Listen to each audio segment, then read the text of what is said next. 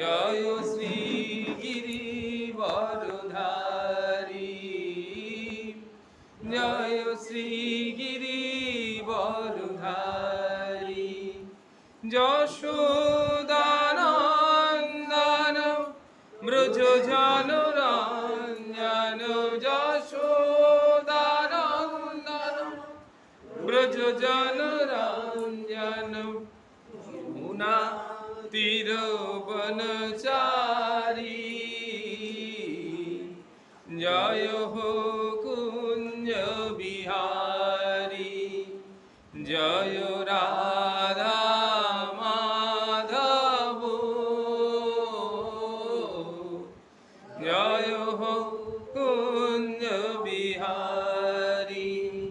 গোপাল জয় জয়, গোবিন্দ জয় জয়, রাধা মাধব হরি কেশব জয় জয়। গোবিন্দ জয় জয়, গোপাল জয় জয়, রাধা মোহন কৃষ্ণ মুকুন্দ জয় জয়। গিরিধারী রাসবিহারী বংশীধারী জয় জয়। ভাগবত ভক্ত ভগবান জয় জয়। অনাথের নাথ প্রভু গোপীনাথ জয় জয়।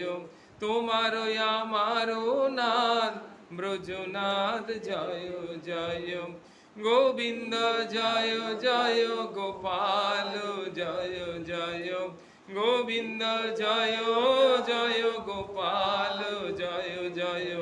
হরি গুরু বৈষ্ণব ভাগবত জয় জয়। হরি গুরু গুরু হরি, হরি গুরু গুরু হরি। গোবিন্দ জয় জয়, গোবিন্দ জয় জয়, গোপাল জয় জয়। গোবিন্দ রাধে রাধে, গোপাল রাধে রাধে। গোবিন্দ রাধে রাধে, গোপাল রাধে রাধে। হরি গুরু বৈষ্ণব ভাগবত রাধে রাধে। গোবিন্দ রাধে রাধে, গোপাল রাধে রাধে। শ্বাসে শ্বাসে রাধে রাধে, বিশ্বাসে রাধে রাধে, আশ্বাসে রাধে রাধে। গোবিন্দ রাধে রাধে, গোবিন্দ রাধে রাধে, গোপাল রাধে রাধে। জপে ধ্যানে রাধে রাধে, ভক্তিতে জ্ঞানেতে রাধে।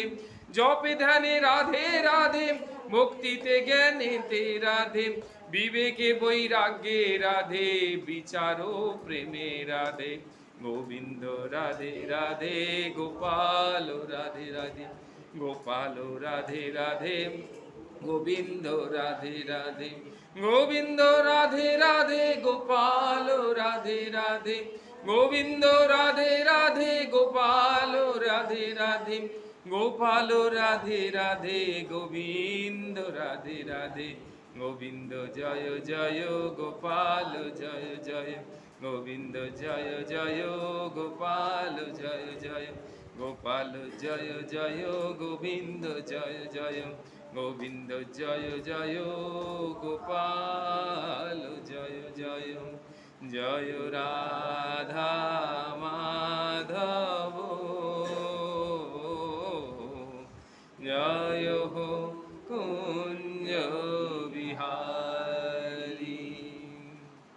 সেই কুঞ্জ বিহারীর অশেষ কৃপায় আমরা আবার সবাই সমবেত হয়েছি তাদের চরণ অরবিন্দে। আজকের আমাদের অনুধ্যানের বিষয় হচ্ছে জগদ্ধাত্রী তত্ত্ব। জগদ্ধাত্রী তত্ত্বের প্রথমেই হচ্ছে জগদ্ধাত্রীর ধ্যান, তাই না? তাহলে আমরা যে ধ্যান কথাটা বলবো, এটা দিয়ে বলার জন্য দুটি জিনিস দরকার। আমরা একটা কথা আলোচনা করতে করতে 5 মিনিট দেরি হয়েছিল, সেই কথার প্রসঙ্গ টেনে একটু বলতে হবে। আর ধ্যান কাকে বলে সেটাই। আমরা যে ধ্যান করি আর ঋষিরা যে ধ্যান করছে, এই দুটোর মধ্যে পার্থক্য। কার কি মনে হচ্ছে বলো? প্রথম, আমরা যে ধ্যান করি আর ঋষিরা যে ধ্যান করছে, এই পার্থক্য। আমরা ধ্যান করছি ইনস্ট্রাক্টেড ধ্যান, যেমনভাবে আমাকে ধ্যান করতে বলা হয়েছে সেইভাবে। আমি দুর্গার মূর্তিটা দেখলাম এবং তার একটা বর্ণনা রয়েছে, এখানে জগদ্ধাত্রীর ধ্যানটা পাবো। সেই জগদ্ধাত্রী মূর্তিটা আমার সামনে এইভাবে প্রতিভাত হয়েছে, আমি চোখ বন্ধ করলে জগদ্ধাত্রী মূর্তিটাকে ধ্যান মানসে আমি সেই রকমভাবে দেখব। তাহলে সেটাকেই বলা হচ্ছে কি ধ্যান। তাহলে আমাদের কাছে to us what is the meditation, meditation যেভাবে আমরা ইনস্ট্রাক্ট হয়েছি মেডিটেশন, তাই তো যেভাবে আমাদেরকে দুর্গার ধ্যান করতে বলা হয়েছে, যেভাবে মা মঙ্গলচণ্ডীর ধ্যান করতে বলা হয়েছে, যেভাবে শিবের ধ্যান, বুঝতে পারছো, সেই রকমভাবে আমাদের ধ্যান করতে হবে। আর ঋষিরা ধ্যান করছেন কেমন না, তাদের ধ্যান ও মানসে সেই দেবতা বা দেবী যেমনভাবে প্রতিভাত হয়েছে, যেমনভাবে আবির্ভূত হয়েছেন, তাহলে তাদের ভাবনেত্রে যেমনভাবে আবির্ভূত হয়েছেন। যেমন খুব ভালো বললে বোঝা যাবে, 1897 সালের 6ই ফেব্রুয়ারি, সেটা ছিল মাঘী পূর্ণিমার দিন। সেই মাঘী পূর্ণিমার দিন স্বামী বিবেকানন্দ ঠাকুর শ্রীরামকৃষ্ণের একটি পূজা করছিলেন। হ্যাঁ, পূজা করছিলেন সেই নবগোপাল ঘোষের বাড়ি, সেটা হচ্ছে হাওড়াতে। হ্যাঁ, সেইখানে তিনি কি করছিলেন, শ্রীরামকৃষ্ণের পূজা করতে করতে তার মনে হলো যে ঠাকুর শ্রীরামকৃষ্ণের তো পূজা করছি, কিন্তু ঠাকুর শ্রীরামকৃষ্ণের তো কোনো প্রণাম মন্ত্র আমার জানা নেই, তাহলে সেই প্রণামটা কি করে করব, তাই না? আমরা যেমন বলে ঠাকুরের প্রণাম মন্ত্র কি একটু বলো তো, আমি সঙ্গে সঙ্গে আবার অন্তত 6টা প্রণাম মন্ত্র ইনস্ট্যান্ট এক্ষুনি বলে দেবো। কিন্তু সেই 1897 সালের 6ই ফেব্রুয়ারি স্বামী বিবেকানন্দ যখন আসনে বসে ঠাকুর শ্রীরামকৃষ্ণের পূজা করছেন, তখন তো তিনি ভাবছেন যে আমার তো ঠাকুরের কোনো প্রণাম মন্ত্র জানা নেই।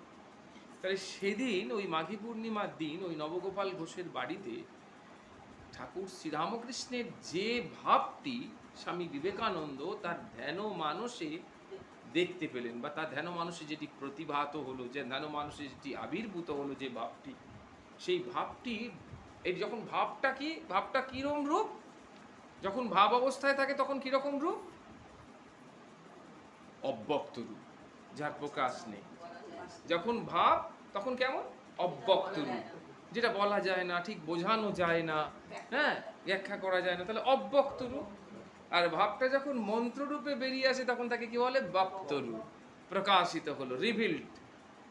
তাহলে আগে ভাব, তারপরে মন্ত্র। আমরা মন্ত্রের ভাব বলি না, তাহলে মন্ত্রটা আগে নয়, আগে হলো ভাব। আমাদের কাছে আগে মন্ত্র, পরে ভাব।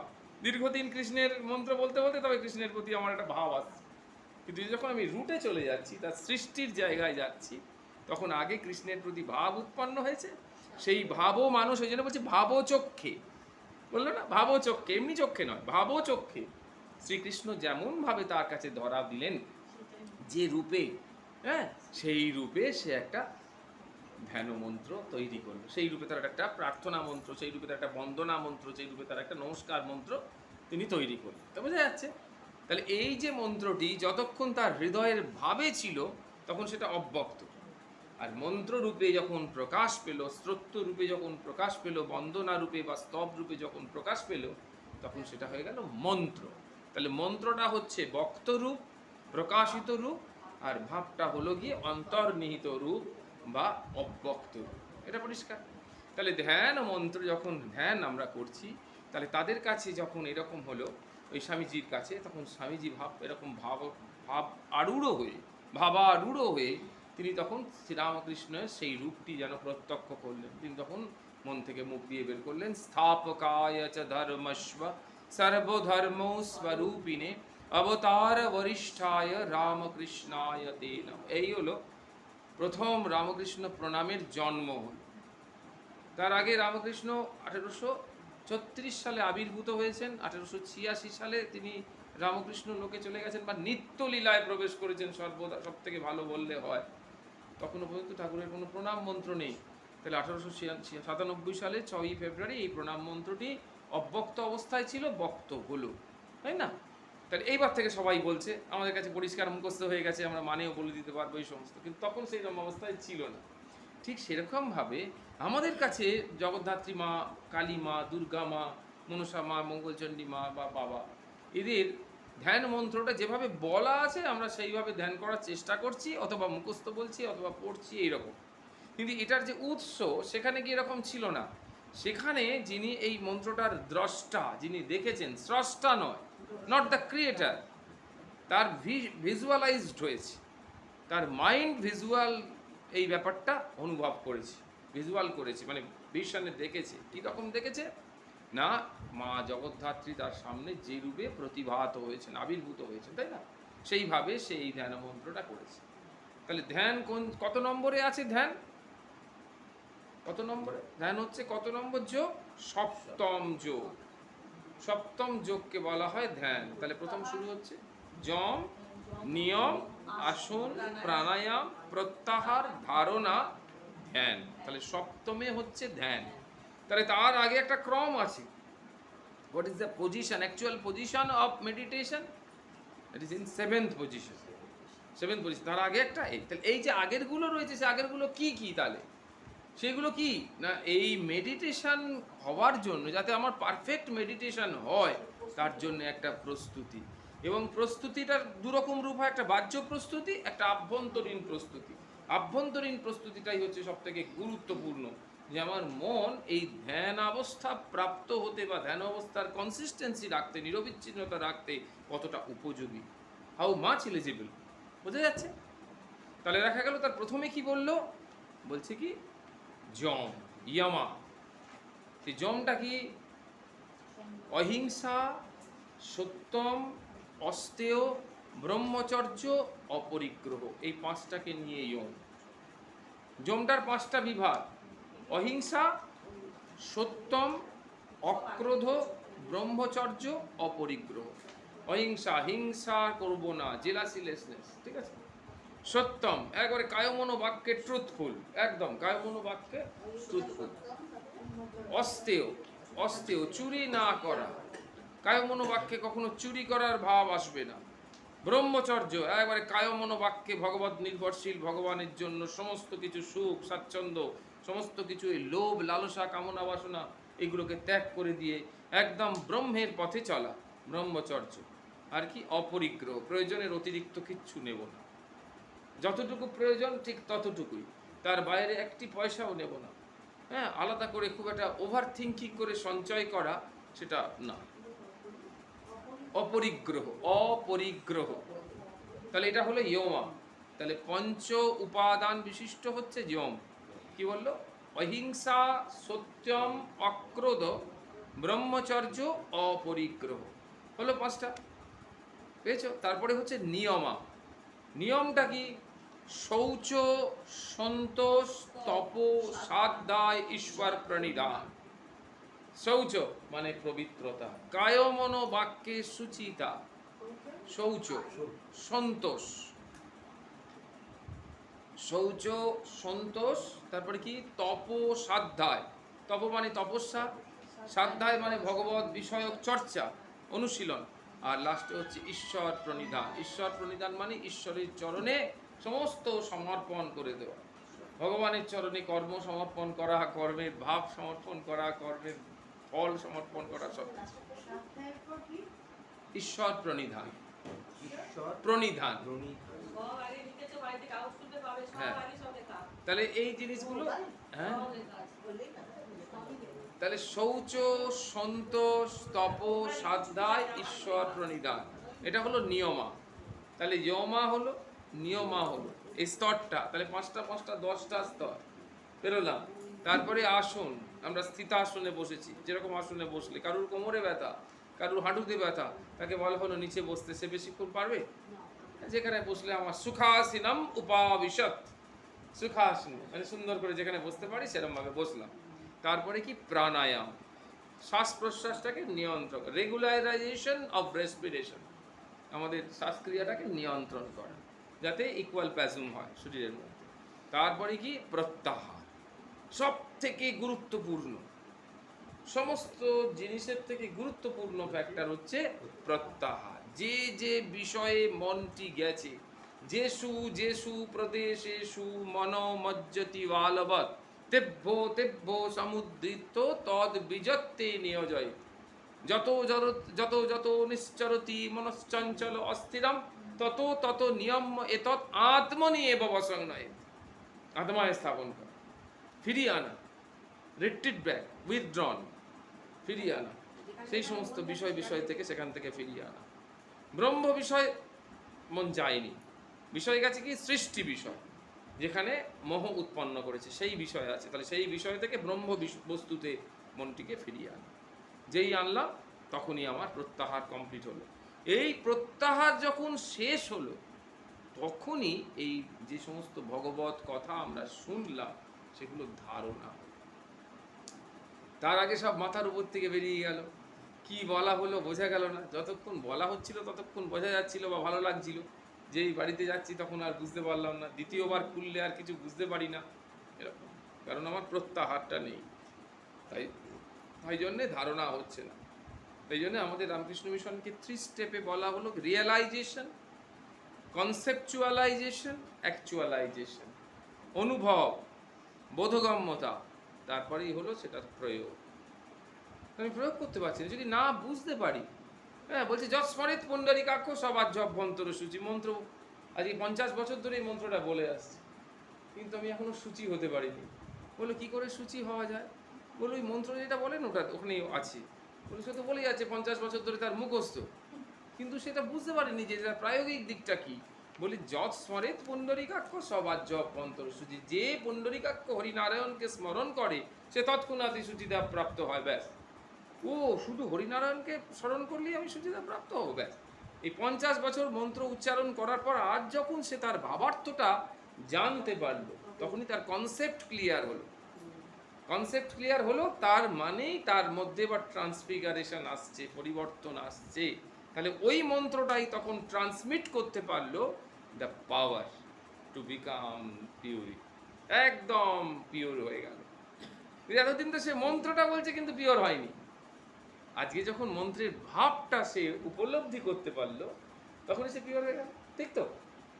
তাহলে এটাই আমাদের করতে হবে। তাহলে আমরা গেলাম কোথায়? প্রত্যাহারের পর ধারণা, ধারণার পর এইবার হলো ধ্যান। আমাদের আজকে যে বিষয়, যে ধ্যান আমরা করব, সেই ধ্যান, তাই না? সেই ধ্যানটা এখন ধ্যানের এলো মেডিটেশন।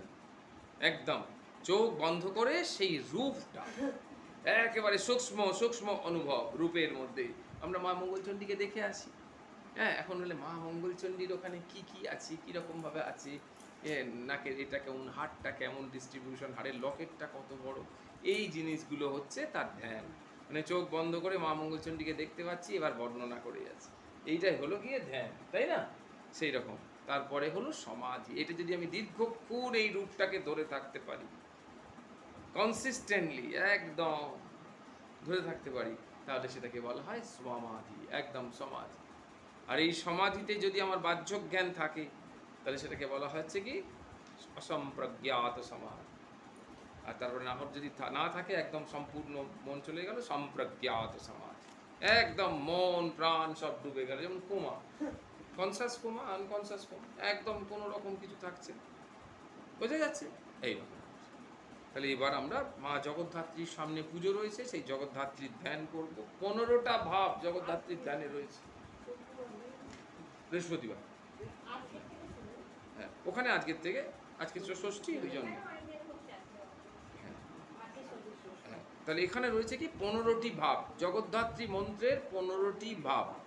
একেবারে জগদ্ধাত্রীর যে রূপটা তুমি গিয়ে দেখবে সেটা এখানে বলা হয়েছে, সেটা মিলিয়ে নিতে হবে।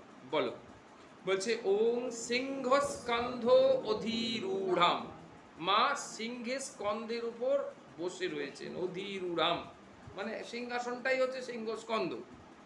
নানা অলঙ্কার ও ভূষিতাম, ভেরিয়াস অর্নামেন্টে তিনি অর্নামেন্টেড হয়ে রয়েছেন, নানা অলঙ্কারে তিনি ভূষিত হয়ে রয়েছেন। দ্বিতীয় ভাব, 1 নম্বর 2 নম্বর হলো চতুর্ভুজাম, 4টে হাত। মহাদেবী, এমনি দেবী নয়, মহাদেবী, যিনি যতগুলো দেবী আছে তার উপরে তিনি মহাশক্তিশালী, যিনি জগৎকে ধারণ করে আছেন, তিনি তো মহাশক্তিশালী, তাকে বলা হলো মহাদেবী। এইবার একটা স্পেসিফিক ফিচার্সের কথা বলা হলো মায়ের, সেটা হচ্ছে নাগো যজ্ঞ উপবেদিনী। হ্যাঁ, সাপের পৈতে, উপবিত মানে পৈতে। উপবিতটা কোন কাঁধে থাকে? উপবিতটা যতক্ষণ উপবিত থাকে তখন থাকে বাঁ কাঁধে। আমাদের এখন পৈতে বাঁ কাঁধে আছে, আমরা ডান দিকে ধরতে পারছি। এই উপবিতটা যখন ডান কাঁধে চলে আসবে তখন এই পৈতেটার নাম চেঞ্জ হয়ে যাবে প্রাচীনাবিতি। এটা যখন আমরা শ্রাদ্ধাদি ক্রিয়াকর্ম করি, পিণ্ড দান করি, তিল তর্পণ করি, তখন এই ডান বাঁ কাঁধের পৈতেটা ডান কাঁধে চলে আসে। তার ফলে এর এন্ডটা কোথায়? এদিকে চলে আসে।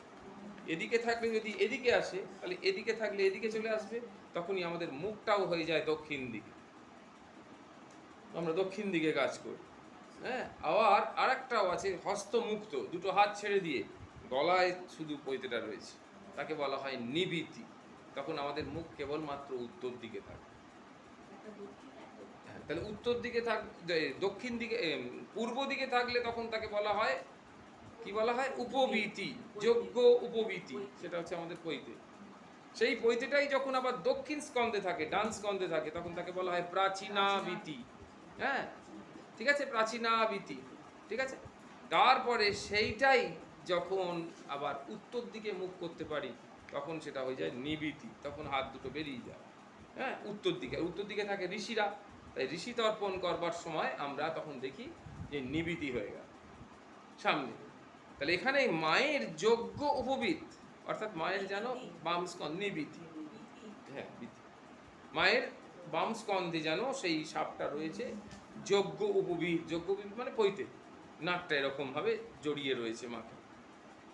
তারপরে বললো শঙ্খ সারঙ্গ সমাযুক্তা বাম পানি দয়ান্বিতা। মার চারটে হাত তো, তাহলে বাঁদিকে দুটি হাত আর ডান দিকে দুটো হাত। বাঁদিকে দুটো হাতে কি রয়েছে, এরকম বাঁদিকে দুটো হাত, উপরের হাতটায় শঙ্খ আর নিচের হাতটায় ধনুক। সারঙ্গ মানে ধনুক, ওখানে এটা কার ধনুক, বিষ্ণু। বিষ্ণুর ধনুকের নাম হচ্ছে সারঙ্গ।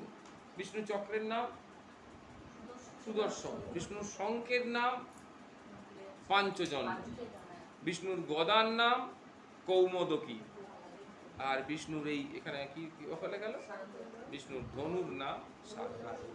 তাহলে সারঙ্গ ধনু, এটা বিষ্ণুর ধনু। তাহলে শঙ্খ সারঙ্গ, এই যে উপর রেপটা আছে তো, ওই জন্য মাঝখানে রটা এনে উচ্চারণ করতে ভালো লাগছে।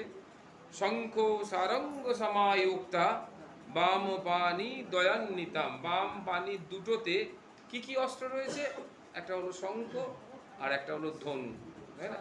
জগতী মায়ের ওখানে দেখবে এবার গিয়ে। চক্রম চ পঞ্চবানাম চ ধারয়তীম চ দক্ষিণে। ডান হাতে মাথার উপর দেখবে চক্র, আর তলাতে 5টা বাণ। বোঝা গেল? তাহলে এটা হচ্ছে মা জগদ্ধাত্রীর এরকম একটা রূপ, অস্ত্র সাজে। 5টা বাণ, 5টা বাণ পঞ্চ ইন্দ্রিয় ওটাকে নিয়ন্ত্রণ করবার জন্য। দেখে রূপ রস শব্দ গন্ধ স্পর্শ পঞ্চ বিষয়, মানে সব তার মায়ের নিয়ন্ত্রণে, ওই বাণটাকে মা নিয়ন্ত্রণ করছে, এইগুলো আর নিয়ন্ত্রণে থাকছে পঞ্চবাণ। তাহলে চক্রম চ পঞ্চবানাম চ ধারয়তীম চ দক্ষিণ। রক্ত বস্ত্র পরিধানাম, মা রক্ত বস্ত্র পরে আছেন। বাল অর্ক, অর্ক মানে সূর্য, আর বাল অর্ক মানে একেবারে ভেরি আর্লি মর্নিং সান, যখন সবে উঠছে, সুন্দর একটা লাল, লালও নয়, কি সুন্দর একটা সুরকি কালার, সুরকি কালার টাইপের একটা ওঠে, খুব সুন্দর একটা রেডিশ স্যাফরন আর কি ওকে বলে, রেডিশ স্যাফরন। কমলাও নয় লালও নয়, যেন কমলা মিশ্রিত লাল, এরকম একটা ভাব, সেটাই হচ্ছে মায়ের গায়ের রং। তাহলে বাল অর্ক সদৃশী তনুম, বা বোঝা গেল এটা 9 নম্বর বৈশিষ্ট্য হচ্ছে যদি নাম্বারিং করো। নারদ আদৈ মুনি গণৈ সেবিতাম, নারদ আদি যত মুনিরা আছে তা মাকে সেবা করে। সর্বসিদ্ধিদাম, মা সমস্ত সিদ্ধি প্রদান করতে পারেন, 11 নম্বর এটা। ত্রিবলী বলয় উপেতাম নাভি নালো মৃণালিনী, এই যে সিজার টিজার হওয়ার পর মেয়েদের এরকম থাকে না দাগ, এরকম মায়ের কি সুন্দর করে, মা যখন দাঁড়িয়ে আছেন মার নাভিতে সে 3টে দাগ পড়েছে, ওই জন্য বললো ত্রিবলী বলয় আর কি, ত্রিবলী বলয় বলি রেখা মতো 3টে দাগ পড়েছে। বলছে ত্রিবলী বলয় উপেতাম নাভি নাল মৃণালিনী, নাভির নাল বিস্তার করেছে যেন, আর তার উপরে যেন এরকম নাভিটা কি সুন্দর করে 3টে রেখা প্রকাশ পাচ্ছে, মা সুন্দর দেখতে লাগে। রত্নদ্বীপে মহাদ্বীপে, মা রত্নদ্বীপে রয়েছে, মহাদ্বীপে সিংহাসন সমন্বিতে, মা যেন সিংহাসনে বসে রয়েছে। প্রফুল্ল কমল আরূঢ়াম, এই প্রফুল্ল মানে কমলটা কি হাসছে, কমল মানে পদ্ম, হ্যাঁ প্রফুল্ল কমল মানে কমলটা হাসছে না, প্রফুল্ল মানে ফুল ফ্লারিস্ট, পূর্ণ প্রস্ফুটিত পদ্মের উপরে মা বসে রয়েছে। ধ্যায়েত, এইভাবে মাকে ধ্যান করো। কাকে? ত্বম, তোমাকে। ভব গেহিনী, ভব মানে শিব, আর গেহিনী মানে হচ্ছে গৃহিণী, হাউস ওয়াইফ অফ শিব, শিবের গৃহিণী। শিব শিবের গৃহিণী, সেটাকে হচ্ছে গেহিনী, তাই না? তাহলে তাকে এরকমভাবে ধ্যান করো। তাহলে 15টি মায়ের ভাব যুক্ত এই যে ব্যাপার, তাহলে বোঝা গেল। তাহলে একদম সবাই মিলে একসাথে পড়ি। सिंहस्कन्धयुधीरूरां नानायलङ्कारभूषितं चतुर्भुजां महादेवीं नागयोग्य उपवीतिनीं शङ्खसारङ्ग्यसमायुक्ता मामपाणिद्वयन्नितं चक्रं च पञ्चबाणां च धारयतीं च दक्षिणे रक्तवस्त्रपरिधानं बालर्कौसदृशीतनुं नारदाद्वैमणिगणैः सेवितां सर्वसिद्धिदां त्रिबलीबलयोपेतां नाभिनालमृणालिनीं रत्नईपे महादीपे सिंहासनसमन्विते प्रफुल्लकमलारूढं ध्यायेत्त्वां भवगेहिनीम्। ওটার ভবগেহিনীম আর একটা মানে কোথাও কোথাও ব্যবহার করছে ভব সুন্দরী, মানে শিবের সুন্দরী স্ত্রী, সেই জন্য তলায় লেখা আছে ভব সুন্দরী। এই পর্যন্ত হচ্ছে মায়ের ধ্যান, জগদ্ধাত্রী মায়ের ধ্যান, এটা বলা হলো। এইটাকে তুমি যদি দেখে কল্পনা করে চোখ বন্ধ করে এটা ভাবতে থাকো যে কি কি বলা হয়েছে সেই অর্থগুলো, তাহলেই সেই মা তোমার চোখের সামনে প্রতিভাত হবে এবং মন্দিরে গিয়ে বা প্যান্ডেলে গিয়ে আমরা যে মাকে দর্শন করব সেই মারই তার প্রতিচ্ছবি। বোঝা গেল? তাহলে জগদ্ধাত্রী পুজোর দিন আমরা এগুলো একটু পাঠ করব, এইরকম জগদ্ধাত্রী পুজোর দিন এগুলো একটু পাঠ করব, বুঝতে পারছো?